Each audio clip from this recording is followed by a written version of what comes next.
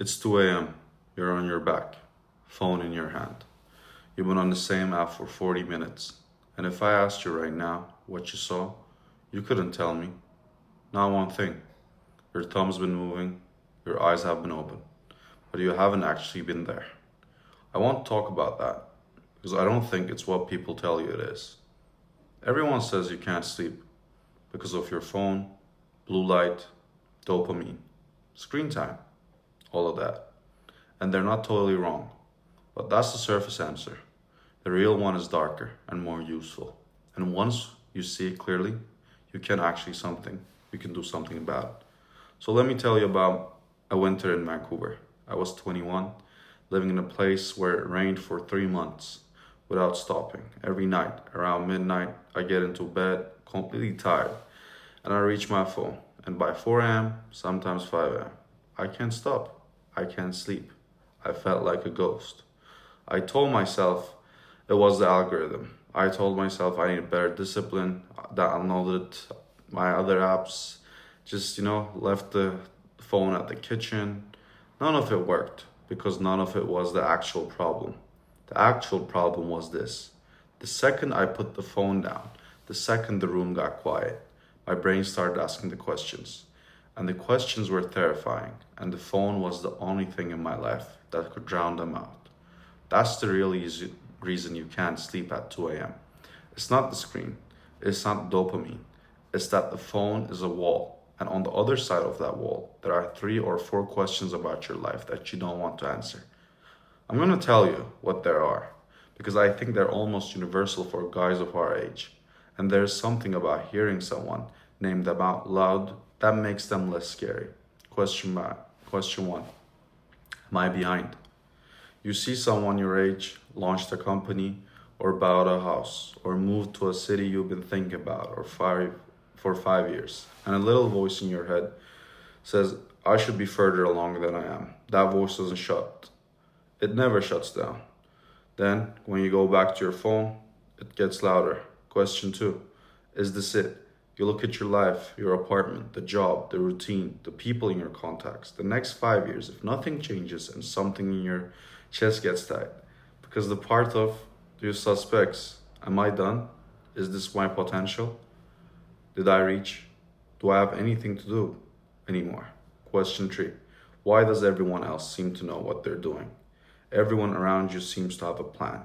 They sound certain when they talk about their career, their next move, their life. You're sitting there at 23, 25, 27, maybe 30, and you're vague. There's a vague feeling about improvising and someone going to find out. Question 4, and this is one of the worst. Did I make the right call? The big one. Whatever the big decision was, moving there, not moving, picking this major, picking this job, staying, leaving. There's a version, and it comes at 2 a.m. It is always somehow shinier than the one you're actually in. Those are the questions, or some mix of them. And here's the thing nobody tells you. The phone works. The phone is good at its job. The reason you keep going back to it is because it actually does silence those questions for a little while. It's not a failure of willpower. It's a coping tool that works in short term and destroys you in the long term. Now here's genuine advice. Most advice tells you to put the phone down, read a book, meditate, breathe, cold shower in the morning, as if the problem is the phone, but the problem isn't the phone. The problem is that when the phone goes away, the questions are still there. And the questions don't go away because you're holding a book instead. They just sit there and stare at you over the top of the book. So, you white-knuckled it for one night. Felt terrible. It's not gonna solve because the alternatives are going to result in the same way. The real move is to not get rid of the phone. The real move is to do something with the questions. I'll tell you exactly what worked for me. Take it or leave it. Pick one question. Just one. Whichever one is the loudest tonight. And instead of avoiding it, write it down on a paper, in your notes app. Doesn't matter. But write it as a specific sentence. Not am I behind? That's too vague to do anything with. Write, I'm afraid I'll be 28. I'm doing right now and I'll wonder where my 20s went. That sentence. The actual fear. The one you've been running from. Then, do one more thing. write one small action you could take tomorrow morning, and tomorrow morning that points at that fear, not solves it, points at it. Just try to get better. I'll spend 30 minutes looking at jobs in the city I actually want to be in. Not I'll quit and move. Just 30 minutes, something tiny, something real.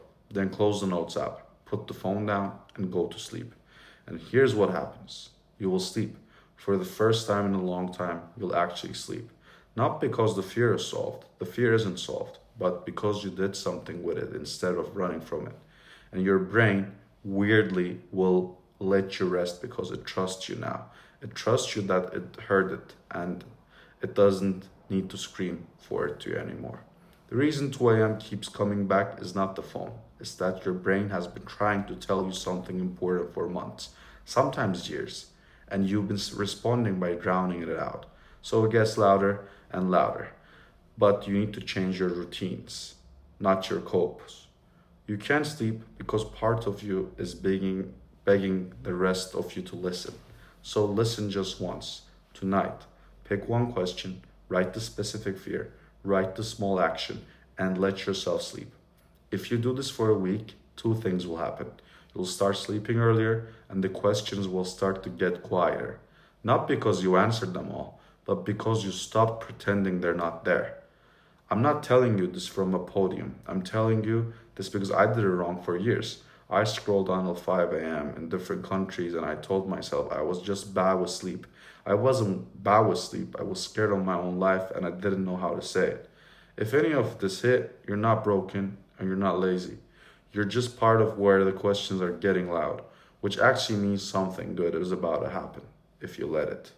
That's all. Go sleep.